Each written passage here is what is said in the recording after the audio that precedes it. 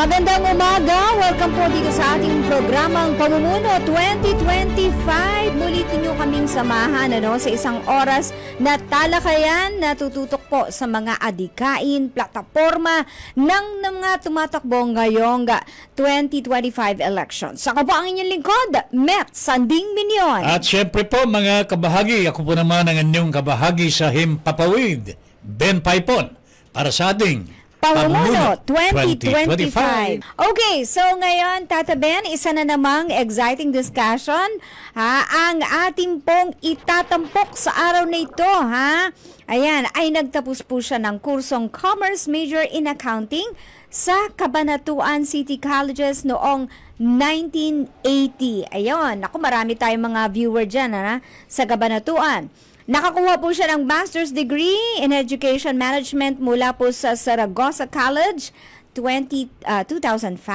Naglingkod bilang assessor sa Quezon City sa loob po ng 32 years. So, ibig sabihin sa ano to pagdating sa pagkwenta, pag-assess ng mga lupa at mga ari-arian. Nako!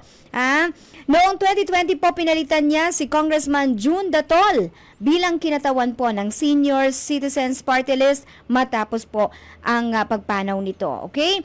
At bilang tagapagpangulo po ng Special Committee on Senior Citizens sa mababang kapulungan, sinulong niya ang mga batas. Siyempre pa na magpapabuti po sa kapakanan ng mga, sabihin ko ba ang word na to? Mga oldies na lang. Ayun. Wag mo kaming tawanan. Magandang pakinggan ang mga oldies. At sa 19th Congress po. Young ones. Okay. Young ones. Oo. Patuloy niyang sinusulong ang mga panukalang batas. May kinalaman po sa Early Voting Act, Comprehensive Senior Citizen Welfare Act, National Geriatric Health Act at Senior Citizens Protection Against Fraud Act. Ayun. Sa kanyang termino, naglunsad siya ng iba't ibang programa para sa mga nakakatanda kabilang po rito ang medical, pang-medical, pang-kabuhayan, pinansyal na tulong, pati na rin po ang pagpapatayo ng mahigit, makinig kayo, 80 gusali para sa kanila. Yan, ang ating pong tinutukoy at makakatalamitam namin dito ni Tata Ben ay ang first nominee ng Senior Citizens Party List, Congressman Ompong Ordanes or Congressman Rodolfo Ordanes. Magandang araw po sa inyo. Good morning, sir. Magandang araw po, Tata Ben, Ma'am Met. Magandang araw din sa ating mga nakasubaybay sa ating programang Pamumuno 2025. Ako po ay nagpapasalamat sa inyo at ako'y bibigyan nyo ng pagkakataon upang makasama natin ang ating mga manonood at para malaman nila yung ating mga nagawa at gagawin pa sa darating na kongreso. Yan. Alright. Para sa kaalaman, Met, ng mga kababayan po natin at taga-subaybay po ng Pamumuno 2025, kamakailan lamang po ang ating special guest, si Congressman Ompong Ordanes. Siya po ay dumaan po sa tinatawag na kidney transplant. Yes, kidney transplant. Matinding pagsubok. Etong matinding pagsubok talaga. How are you today, Congressman? Well, sabi nga po ng doktor, yesterday nagpa-check up ako, I'm doing good. Doing good. Sana po ay patuloy na to para po. Pinahintulutan po ba kayong pumunta dito? Opo naman. Talaga napakahirap po nitong pinagdaanan ko. At siguro ako'y nagpapasalamat sa Panginoon. Binagyan ako ng panibagong buhay upang maipagpatuloy ko ang ipaglaban ang kapakanan at karapatan ng ating mga nakakatanda. At syempre po, Met, kailangan tanungin natin si Congressman Ompong. 3 taon po ito, na gugugulin po ninyo sa Kongreso kung sakasakali man po. Do you still have that strength? Do you think you can still manage? Kayang-kaya. Kaya-kaya. Yes! Imagine mo naman, nakakaikot pa siya at nakakapagkampanya pa siya sa mga panahong ito. Pero anong sabi po ng doktor? Kasi I think I'm very particular now sa mga kidney transplant patients. Ano po? Hindi ko po alam kung gaano po itatagal yung inilagay na kidney sa iyo or whatever. Ano mangyayari doon sa kabila na nakinuwalaan ng kidney. Can you tell us what the doctor said to you? Wala Told naman you? pong sinabing kung ilang taon lang itatagal. Basta sabi lang niya, ingat-ingat, hinay-hinay sa paglalabas ngayon dahil nasa period of recovery pa ako ngayong mga panahon to. So, mas marami po yung pahinga kaysa sa... Tsaka sa pagkain. At least ginagawan ko po ng paraan na makita tayo ng ating mga senior citizens. Yes. Yan. Na makita nila kasi nire-request din nila na kung maaari ako ay kanilang nakita. Para makita siguro na ako yung malakas, na hindi yung mahinang-mahina. Yan. Oo. Basta no extracurricular activities. Wala po. Ano yan? Ano yung mga extracurricular na yan Oy, bata ka pa. Napaisip ako dun Wala po. Ayun.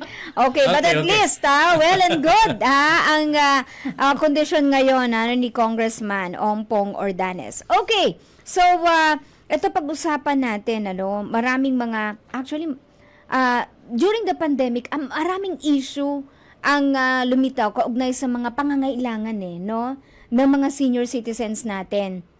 At kabilang dyan yung health, naumpisahan na yung kalusugan, 'di ba? Oo. Marami ding mga sinasabi na yung mga nane-neglect na mga benefits na para sa mga senior citizens natin. Ano pa po ba ang mga tututukan ninyo? Lalong-lalo na syempre sa kalusugan, parang hindi na bibigyan ng full support when it comes to health, kahit na sinabi nga na tayo ay meron ng yung may PhilHealth, 'di ba? Meron tayong batas para sa pangkalahatang pangkalusugan. Met, actually, ang ating special guest for today is the author of yung tinatawag pong Senior Citizens Welfare Act. Yun, And I think this is all-encompassing, no? Tama. Kaumpong, Congressman, please Ano pa tell ba? us. Anong napapaloob dito sa Senior Citizens Welfare Act? Yes. Ano po, lahat po nung kapakanan at sa kalusugan ng ating mga seniors. Sa totoo lang po, ako po ay nag-file nung House Bill natin na House Bill 846, 10174. Ito po yung National Geriatric Health Act.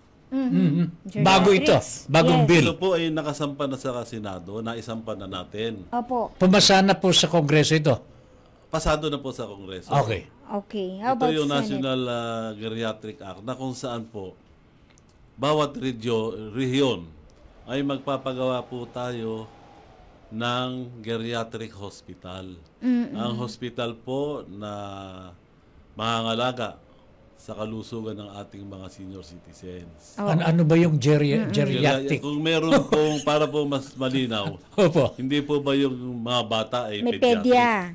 Opo. Oo. Sa ating Ayo. mga nakakatanda ay Mga Yung geriatric, Geriatrics. yung gurang. Ganun po. Ganun po yung geriatric para po sa Sabi na. exclusive po sa atin. Exclusive for Geriatric. senior citizens. Espesyalisado sa pangangalaga nating mga senior citizens. Oo. Kaya nga po, yun ang ikinakalungkot natin, naipasa po natin sa Kongreso.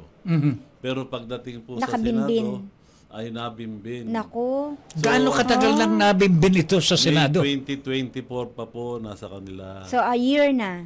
Mga 1 year na ngayon. Sino po bang senador ang namamahala sa healthcare? Senadora po, pero... Anong pangalan? Ayoko magbanggit ng pangalan. Senadora? Nakapanahon po ng election ngayon, re-election. Re-electionist po ba siya? Baka maka-apekto Tama. sa Oo. kanyang pagkampanya. Oo. Pero dapat tutukan ito. Oo nga. Nga po, kaya tayo muling humihingi ng suporta sa ating mga senior citizens na ako ay tulungang makabalik Yes. para po maipaglabang ko itong Geriatric Act natin. Napaka-importante po nito kasi ang ating pong karamdaman ay ika nga pangmatagalan. Ang habang buhay na ito. Yun po yung alam niyo naman, napakahirap sa isang katulad natin yung mga hospital. Kasi naranasan ko po. Correct. Kung wala pong pampahospital, ay mag-aantay ka na lamang ng... So, ang ibig sabihin po nito, Ka-Ompong, Congressman Ompong, geriatric hospital para sa mga matatanda, senior citizens natin. Pagka na-hospital po yung elderly, libre na po ba lahat ito? Ayun po yung ating pipilitin na magawa. Dahil unahin po muna natin yung mga hospital. hospital. Pero ayun po, mayroon naman tayong, sabi nga, may PhilHealth. Ay, kung may babayaran man, konti na lamang. Nabawasan na. Mabawasan. Oo. Yung doktor, bayad po ng doktor. Yung mga doktor po niya, mga espesyalista po ito. Mga geriatrician, geriatric doctor. Ano po ito? Mga espesyalisado po sa pangangalaga ng ating mga nakakatanda. Alam ko, ang ating pong geriatrician ngayon, hindi kayo maniniwala, 100 lang sila. Iilan lang. 100. Oo. Kaya ang iba yung mga ibang mga may edad napupunta sila sa internal medicine specialist, 'di ba Ha? O general medicine, kasaklapan pa general medicine practitioner, ha? Pero hindi specialized talaga sa mga sakit ng mga matatanda. Kasi Dapat po, yun. ano pong dementia, matagal lang yan. Yeah. Oo. Ito po ilalabas na para na rin home for the aged. Kasi kung kailangan sa hospital sila mag-stay, doon sila mapupunta. Ngayon. Meron po tayong nag-iisang hospital ng geriatric hospital, yung Doña Eva Macapagal, which is located malapit po sa Malacanang. At ito po ay under ng Jose Reyes Medical Center. Nag-iisa po ito. Nag-iisa po ito. Ang liit lang, 50 bed capacity lang yung hospital. And dami Kaya naman natin po seniors. kasama ron sa ating panukalang batas na ito ay ma-under na sa Department of Health. Para po mas maganda po yung patakbo. Pangalawa nga, kung madadagdagan yung ating mga geriatric hospital, bawat rehiyon ay mapapangalagaan ang ating mga senior citizens. Oo nga. Meron po akong gustong idagdag doon sa panukala po ninyo. Total, ito po naman nakabinbin pa naman dyan sa Senado. Nabanggit po ninyo kanina, mga 100 pa lamang po mga geriatricians Yes, ang sa buong nandito bansa. po sa ating bansa. Buong bansa Pwede yan. po ba tayo mag-offer ng scholarship para sa mga gusto mag-aral dito, Particularly magpapalabasa? specialized dyan. Ilibre na rin po natin yan. Pwede po ba? Pwede naman po siguro. Scholarship na lang na siguro ito. Pwede po ba yung idagdag na sa supplementary bill? Actually po, ito ay babalik na naman po sa Kongreso.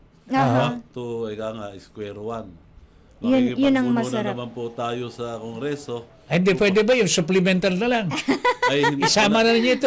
kasama na po yun pag inulit natin. Babalik na naman siya ulit. Balik sa Wala, grade- nabimbin sa Senado balik po pag-uusapan. tayo sa grade 1. Yes. Yung nagawa namin sa Kongreso na ipinasa sa Senado, baliwala na po yun. Ayun. Ganun. New composition na kasi kayo ng Congress no? Yan Ganun hindi panibago na lang. Kaya nga po kaya nga ako yung nanghihinayang po.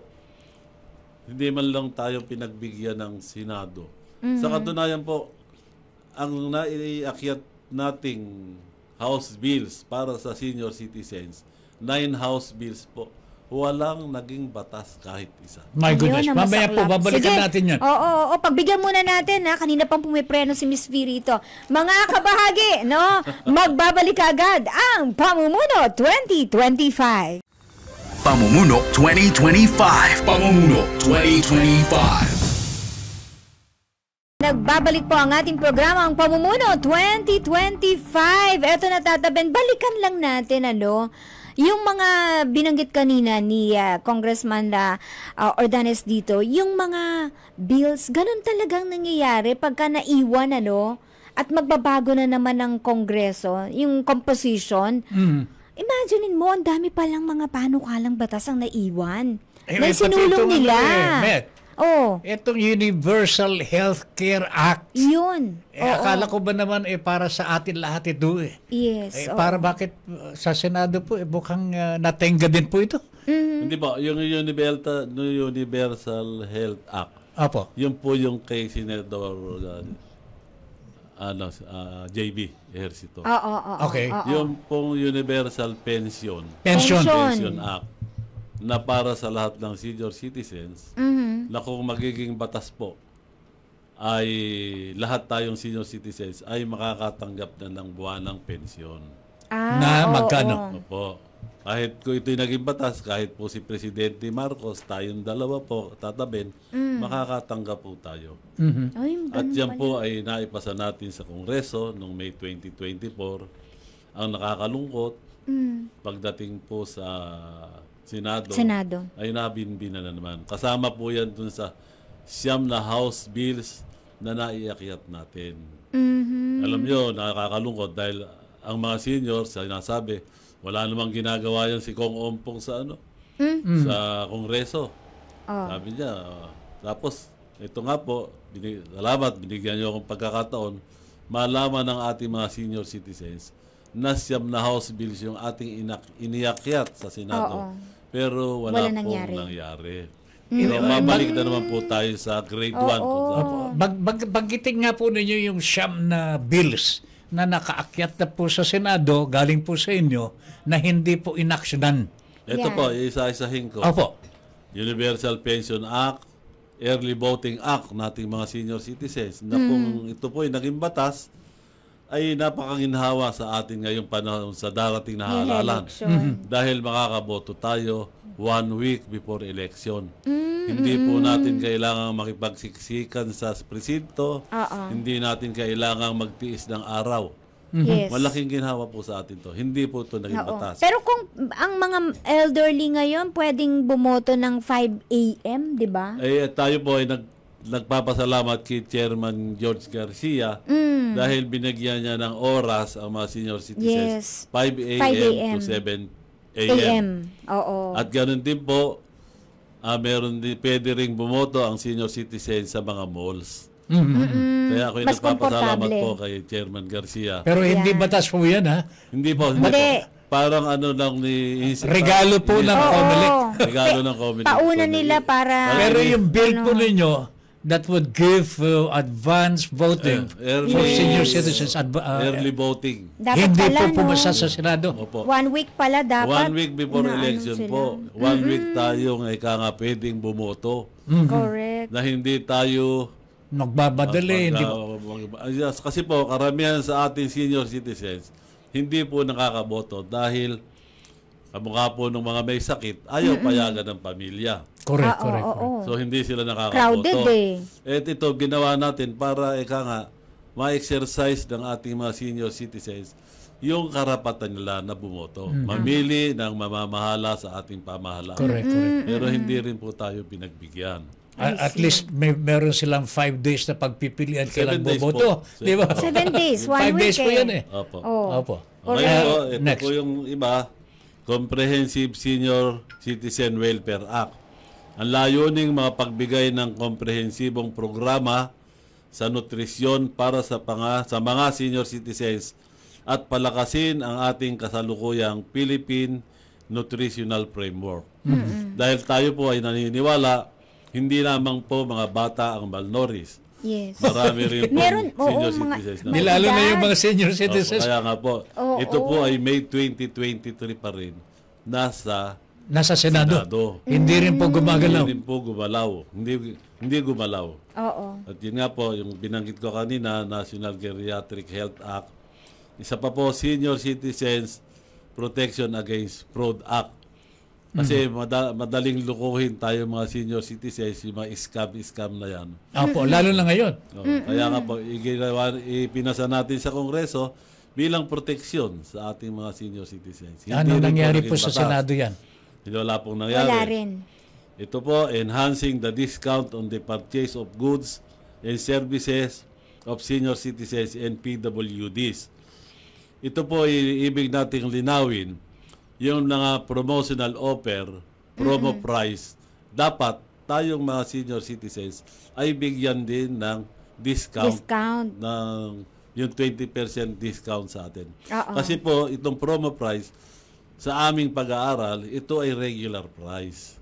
Marketing strategy only. So, dapat bigyan tayo ng discount. Kasi may mga establishmento, sabi nila, promo na po yan, hindi na pwedeng bigyan. Yes. Mali po yun. Pero kung alam ko meron kayong isang pinuna before, yung mga online, yung bumibili online, Masama parang, po. di ba hindi na bibigyan din ng discount yung mga senior na bumibili online? Opo. Ano na pang nangyari doon? Actually, hindi ko naipasa sa Kongreso. Pero may panukalang batas na yung online transaction, bigyan tayo ng discount. Pati po yung mga Grab na yan, yung TNBS, deliveries. dapat po bigyan din tayo. Yung Ang nangyari po sa TNBS, yung discount ng dapat na ibibigay sa atin, itinacharge po ng mga korporasyon doon sa mga riders.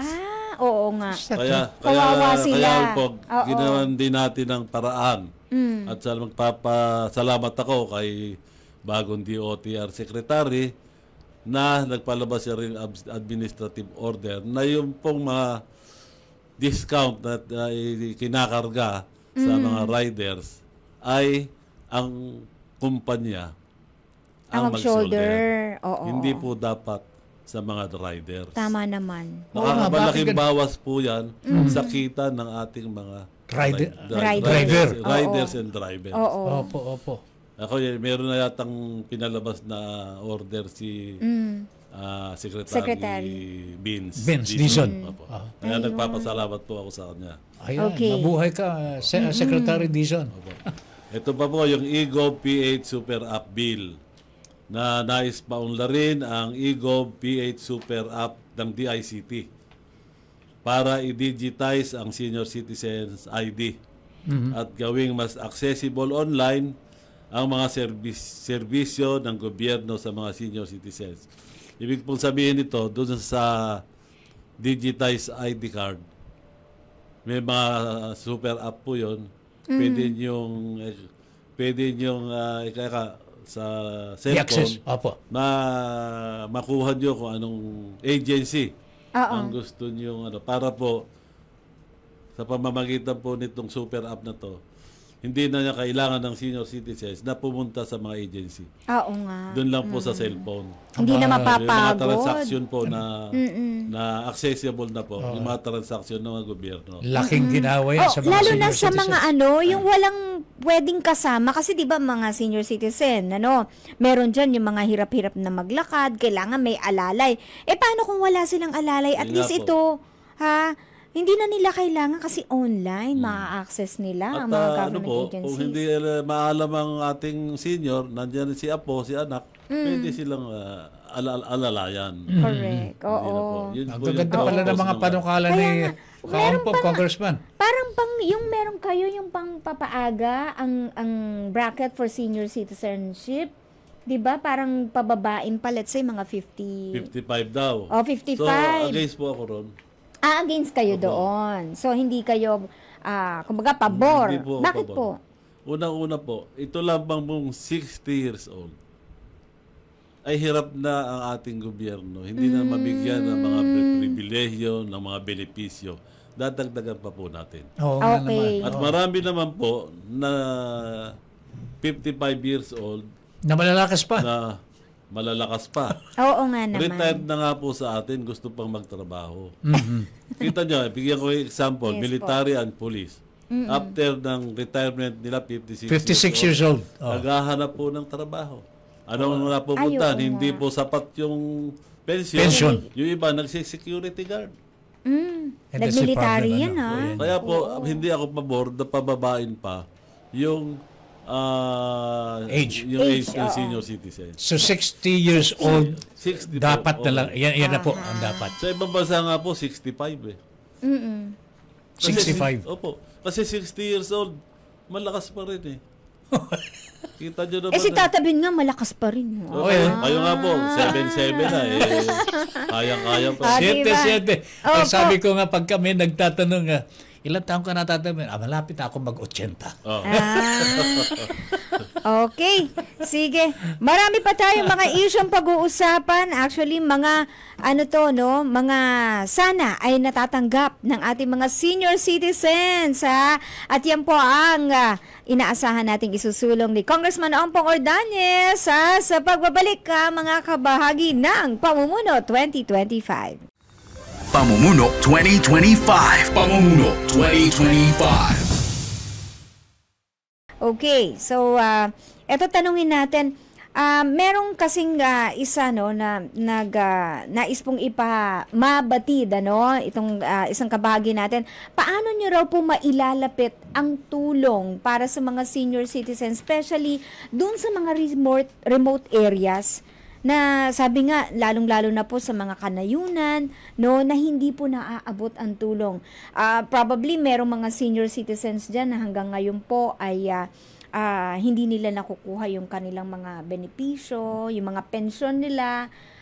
Meron pa akong isang nakita na kulang yung kanilang birth certificate, hindi yung mga IPs natin, especially na wala silang sapat na dokumento para makuha yung kanilang benepisyo mula sa pamahalaan. Yun nga po yung isang malaking problema ng mga nasa remote areas, kamukha nung nabanggit yung IPs.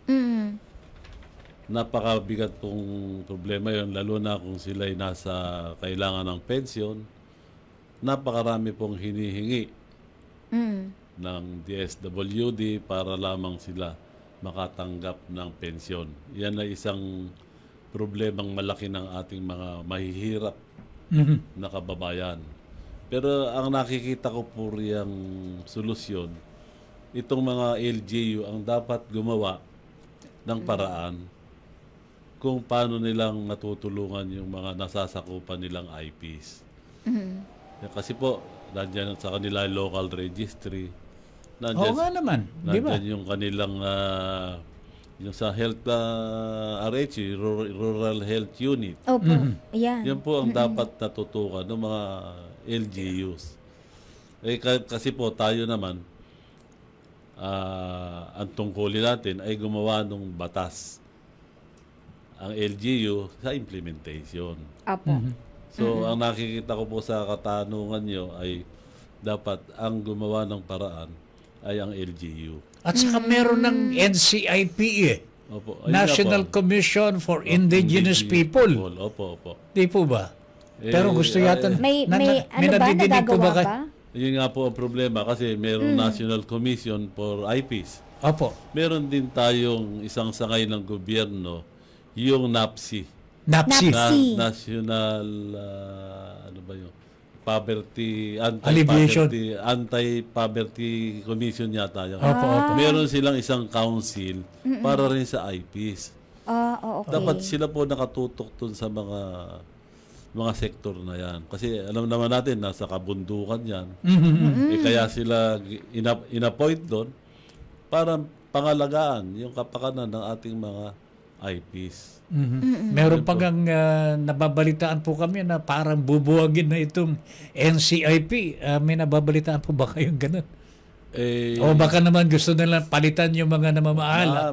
Maaari po kasi alam niyo po, hindi naman sa yung mga parang wala rin tayo nakikitang ginagawa nitong mga komisyon na to. Oo nga naman.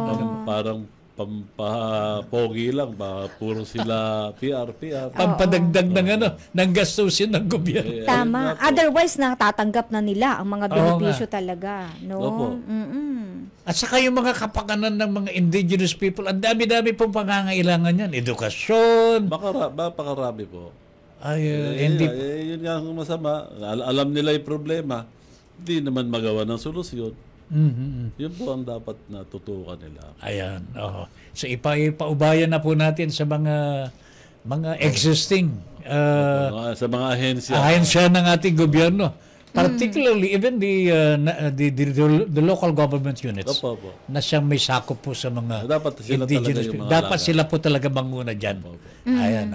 Okay. Okay, Pero ayan. kayo po ba, Kaumpong, pinag-uusapan mo na, sa bagay, senior citizens talaga itong sakop po ninyo. Pero Correct. meron po ba kayong mga panukalan naman para sa mga nakababata? Lalong-lalo ng edukasyon po.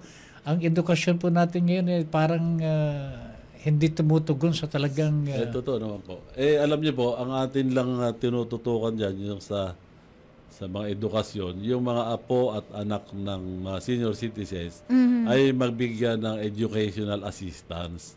At yan po ay sa pamamagitan po ng CHED, nakakakuha po tayo ng assistance. Hindi po scholarship program. Hindi po, assistance talaga. Oo. So Kasi- magkaano naman po yun? Ano po, 7.5 every semester. 7,500? Bakit lang maganda yun every semester? Opo. Yun nga po, yun na yung isa sa programa natin. Yun po ba, pasado na po? Actually po, pasado yan sa basta magbibigay lang sa amin ng listahan yung mga seniors natin, yung apo nila, mga anak, at ipapasa natin sa CHED. Ay, meron palang ganun. Then sa CHED na po ang bahalang makipag-coordinate sa kanila. So Meron tayong halimbawa po programa ako, po ganun. Kaumpong. Opo. Senior citizen na ako, doble-doble na yata. Opo. Oo. May apo ako. Meron pang apo sa tuhod. Yun po. Pwede Pwede ba? natin yung registration card ng bata na register siya dun sa school. Saan po ako magpaparehistro? Andun sa eskwela. Sa akin po opisina. Sa opisina May po ganun ninyo. pala. Okay ito Oo, kakaib. Mabuti na Ngayon ko lang narinig nagkausap. ito. Meron po tayo. Oo. Sa Napakalaking Senior ginhawa Citizens ito, Party Met. List. Oo. Opo, binibigyan tayo ng slot ng CHED sa mga ganyan. Medical assistance. Educational Educational assistance. assistance. Para sa mga apo. Oo. Yan. Ilang apo naman ang po pwedeng i-register? Isa lang. Basta meron pong tayong isa hanggang available doon sa slot ko. Okay. Hindi natin kailangan bilangin kung ilan yung... Ayun naman pala. Basta't magparehistro lang po sa tanggapan po ninyo. Pangalan lang po. Tapos ibibigay na natin sa CHED. Siguro, balikan kayo para yung mga requirements. I see. Marami po tayo nabibigyan niya ngayon. Pero wala naman pong requirement kung yung senior citizen may napakayaman naman. Wala po, wala. No. Wala po. Basta senior apo. citizen. Basta apo. Okay to. Hindi, opo. Magpaparehistro na po ako para sa mga apo ko. Sabihin niyo lang sa akin at pagagawa natin pa. Ay, salamat Ayun naman pala. po. Salamat. Oo. Ganda-ganda. Ayan, sa mga lolo at lola na gusto niyo pong tulungan ng mga anak ninyo. Ayan, in terms sa pagpapaaral sa inyo pong mga apo, ayan, pwede palang lumapit, no, sa tanggapan ng senior party list. Kasama po yun dun ng sa Citizens ating Party List. tinatawag na KKK framework ng Senior Citizens Party List. K, kalusugan, kasiyahan, at kabuhayan. Sa kalusugan po, tumutulong tayo sa na-hospital yung tinatawag nating guarantee letter. Guarantee letter. Assistance rin po sa na-hospital. Nagbibigay rin tayo ng mga wheelchair, mga cane, yung walker sa mga hindi makalakad. Yun po yung nagdadaos din po tayo ng medical mission. I see. Sa kasiyahan naman po, nagpapagawa tayo ng mga senior citizens building. Yung sinabi po nyo kaninang 80 building, 80. nasa 250 na po ngayon. Wow! Ha? Mas ano pa pala yung bilang ngayon? ngayon? Po yung hawak nyo. Oo! Mas marami pa pala, 200 na ngayon, imagine mo. 250 plus na po. Oo, mga pasyalan po ito para sa mga Yun po elderly. yung senior citizens building para po magkaroon ng sariling tahanan yung ating mga senior citizens sa bawat lokalidad. Ay, Para ganda yun naman po ay pwede silang mag-meeting. Kung meron may birthday, pwede rin silang mag-zumba. Kaya nga po kasiyahan. Kasiyahan. Okay. Ang ganda naman Oo ito. nga parang hindi aware ang ating Tata Ben dito tungkol dun sa Oo mga nga. dapat alam niyo yun, senior citizen kayo, 'di ba? Hindi ko naman nakakausap si Kaupong. Ayan mga kabahagi, alam niyo na po ang mga benepisyo na magaganda meron pa po yung para sa something. elderly natin. Ano pa? Kabuhayan. Kabuhayan. Yes. Nakikipag-ugnayan po tayo sa DSWD saka sa DOLE. Yung pong tinatawag nating AIC at AKAP. At saka po yung sa DOLE, yung tupad. Mga mga pansamantalang hanap buhay lang po na binibigay ng gobyerno. Mamaya ko, Okay, sige. babalikan ho natin yun. Yung mga pagkabuhayan. At Yes. siyempre po yung paulit po natin kay Kaumpong ito mamaya. Yung mga benepisyo para sa mga apo. Oo. Napakahalaga ho ito na nalaman ko po ito. I didn't know this, Kaumpong. I'm sorry, but napakaganda na ginawa po ng inyong party list. Matulungan po ang mga apo ng mga senior citizens. Talagang senior citizen, wala ka nang maitutulong Oo. Wala na po. Wala ka nang maitutulong talaga Hindi ka na nagtatrabaho, yung iba, di Sabi ko ba? nyo nga kung napakayaban. Maliban na lang kung napakayaman. Pero ito, babalikan nun natin mamaya. Sige. So, tuwan-tuwa si Uno Maki. Maganda raw na para sa mga elderly. Sige. Pamumuno 2025. Pamumuno 2025. Okay, muli po tayo nagbabalik Actually, nasa na ho tayo. Final segment na po ng ating programa. Bago yung ating mga shout-out, komento, Tata Ben? Sige. Alright. Pagkakataon muna para itanong, itong para sa ating guest ngayong hapon. Ito ang natatanging pagkakataon para sa ating special guest for today. Opo. Na kausapin po ang ating mga butante. Kasi kanina po, ang dami na po nating nadinig mula sa ating special guest, si Kaumpong, Congressman Ompong Ordanes. Mga benepisyo po para sa mga apo ng mga senior citizens. Meron na po sila mga kalinga centers all over and so on and so forth. Kaumpong, I'm sure you still have a lot of things to do sa pamagitan ng party list po ninyo. Kausapin po ninyo ang ating mga kababayan. Alamin po natin bakit kayo ang dapat iboto. Bakit yung party list po ninyo ang dapat iboto nitong darating na May 12, 2025 elections. Kaumpong. Okay, salamat po. Unang-una po, ibig ko munang ipaalam sa kanila yung aking pang mga proyekto at gagawin sa susunod na Kongreso. Nito pong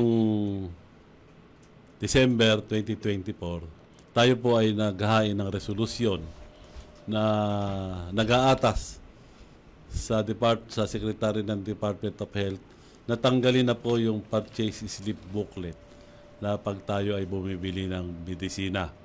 At tayo naman po ay pinagbigyan ng ating Secretary. Nag-issue po siya ng Administrative Order 2024-0017 na hindi na po kailangang ipresenta ng mga senior citizens ang kanilang purchase slip booklet tuwing bibili po ng medisina. So wala na po yon, hindi na kailangang hanapin pa ng butika yung kanilang purchase slip booklet dahil kadalasan po yan ay naiwawala o nalilimutan ng ating mga seniors. Malaking ginhawa po yan. Yan po ay nagawa na natin paraan na maging hindi na i-require ng mga butika. Pero yan po ay gagawin nating batas sa susunod na taon para po maging permanente na wala na tayong purchase slip booklet at isasama na natin dyan yung ating sa groceries. Okay. Wala na po hinihingi pang booklet sa mga senior citizens. Oo. Pagka po Nililista yung eh. binibili. Opo. Anyway, tuloy po ninyo. Oo. Ayun po, isa sa ating mga priority legislative agenda, yung employment opportunities for senior citizens na pwede pang magtrabaho senior kahit po na naka-retire na siya. Ngayon po, ito pa,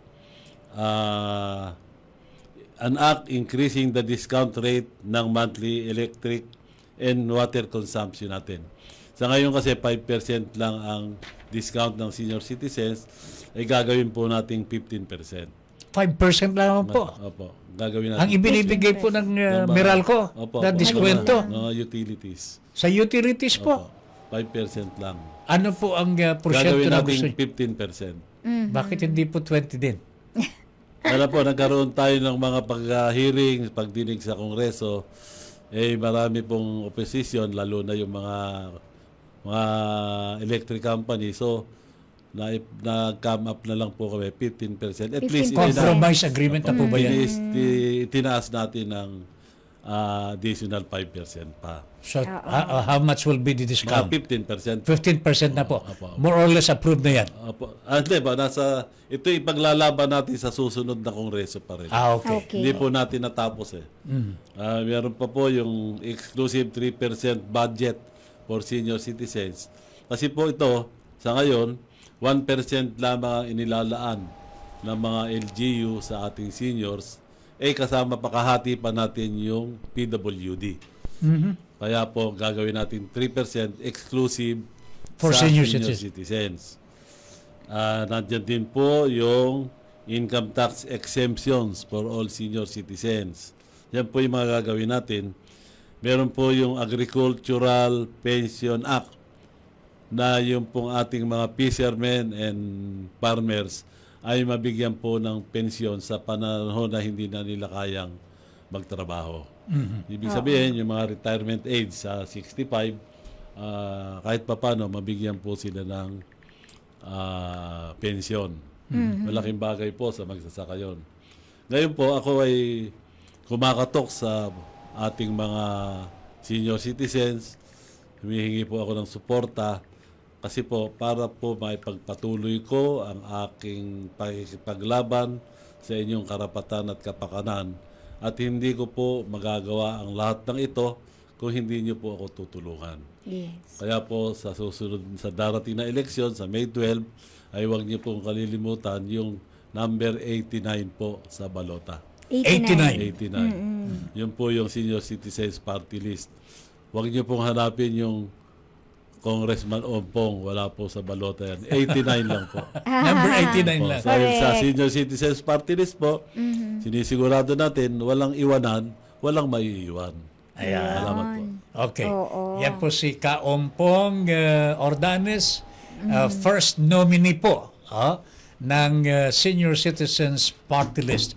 Ang makikita po nyo sa balota, Senior Citizens Party List, number 89. 89. Kaompong, Met, Oo. mabilis lamang po ito. Okay. Kasi matagas, napapakinggan ko na ito. Mga senior citizens Kaompong, Opo. pagka nagtrabaho ulit, no? Sabi po ng BIR, kwan na kayo, wala, tax-free na kayo. Oo nga. Kumbaga sa ganun yun. No? Yung bang mga nagtratrabaho pang senior citizens, talaga bang binabawasan, kinakaltasan pa May rin po tax ng pa buwis Opo. ang kanilang mga sweldo? Hindi. Kaya nga po, ipapile natin yung income tax exemptions for senior citizens. So, Pero hindi po lahat ng seniors. Kasi meron namang seniors na malalaki sweldo. opo, oo nga naman. Yun lang mga, sabihin natin, mga bracket na Minimum. 500,000 annual income, pwede na po yun. Oo. Kung tumatanggap na po ng 100,000 above, hindi na po natin kailangan, kailangan pagbayarin na natin sila ng income tax. Talaga, Wala- pagbabayarin na pala ako dito. Ano? Naks, parang, yun na yun, nahuli din natin. Okay. Sige, balik, puntahan naman. Ipaglalaban pa lamang ho yun. Paglalaban po natin. Okay, very good. Lahat po ng binanggit ko nito. Pati Ipaglalaban. po yung siyam na House bills na hindi po pinakinggan, ibinimbin sa Senado, Babalikan natin. Oo. ipaglalaban po Yes. pa rin natin. Napakaganda po yung Kaya po tayo humihingi uli ng suporta. Okay, very Correct, good. oo. Alright. Pero Sige. pagpatuloy nila yung yung pagtulong sa mga apo. Maganda Oo yan. nga, Pag oo. ako nagkaroon ng apo, lalapit talaga Wala ka ba ako bang dun. apo? Wala pa. Okay. Wala pa. Eto, shout out muna tayo kay Michael Cruz, Carol Renya, Genesis Quezon, Tina Claor, Crazy Bago, Magda Donato, Erlita Molina, J. Corpus, gayon din kay Angelo Redaha na nasa Bulacan, laging bumabati sa atin yan. Of course, kay Booker Panotes, sa kanyang mga anak, Sebastian, Stanley, and Serene, kay Unomaki, and Karen Mendoza pa, na ngayon ay nagluluto pala. Ayan. Ha? Ito merong isang binanggit si Booker. Dapat pangalagaan ang mga seniors natin dahil matagal silang nagsakripisyo para sa pamilya. Nararapat lamang na pangalagaan sila sa oras ng kanilang pagtanda. Correct ka dyan. Correct. Oo, darating I tayo agree. dyan. Ha, Booker? Darating tayo lahat dyan. Okay. Sabi niya, sure daw ang boto niya para kay para sa Senior Citizens Party List dahil marami palang nagawa. Si Jake, sabi niya rito, paano niyo haharapin ang kakulangan ng mga geriatric care facilities sa bansa lalo na sa mga rural areas? Ayan. So, magkakaroon ba tayo ng karagdagang pasilidad para dito? Yung hospital na nga Once eh. maging batas po yan, Apo. siguradong dadagdagan pa natin yung... Ayun. Kaya ang problema natin, kailangan maisa batas. Madali na po yung amendment. Oo. Correct, Tama. correct. Dire-diretso na. Okay. Wala na tayong oras. Meron pa namang dito. Anyway, acknowledge ko na lang po. May mga mensaheng pinatid sa atin si Floriano Crescencio, Connie Calderon, Clarice Palacio, and Aldrin Santiago. Thank you very much, ha, mga kabahagi. Okay. So, sir, maraming Opo. salamat po. Opo. Thank you very much for Maraming coming. salamat po. At marami po kaming nalaman na talagang napakahalaga pala sa kapakanan ng mga senior citizens natin. And sana po maupo uli kayo Yan. at magkita tayo sa Kongreso Salamat po. sa susunod. Ha? Opo. At anytime naman po, basta gusto nyo ako makakwentuhan, Ayan. nandito lang po yung number 89, One Senior. Aha. Salamat po. Okay. Okay. Ayan na. So, yung mga seniors natin, remind lang natin, pwede kayong bumoto 5 a.m. to 7 a.m. para makaboto kayo para sa Senior Citizens Party List sa araw yan ng eleksyon.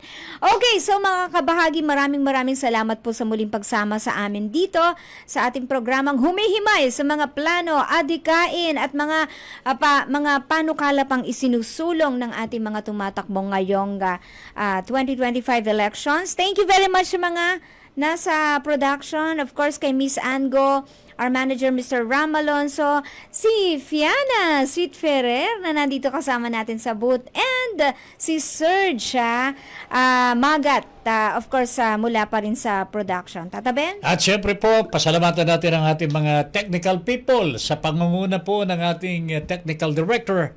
Walang iba kundi si Engineer Dave. Ganon din po sa mga technicians po natin ngayon, Dromar Napay and Joshua Seda ng TUP. Ganon din po kay Rona Manlapas, ang ating researcher from CEU. Ganon din po kay Aldrin. Yes, si Aldrin Aldrin. Santiago, NCST. Yes. We also have students from UCC, FEU, and UST and LPU. Thank you Yan. very much po. Oo. Maraming salamat. Okay, so maraming salamat sa pagsama sa amin dito ni Tata Ben. Ako po ang inyong lingkod, Met Sanding Minion. Ben Paipon po para sa ating Pamumuno 2025. Pamumuno 2025. Pamumuno 2025.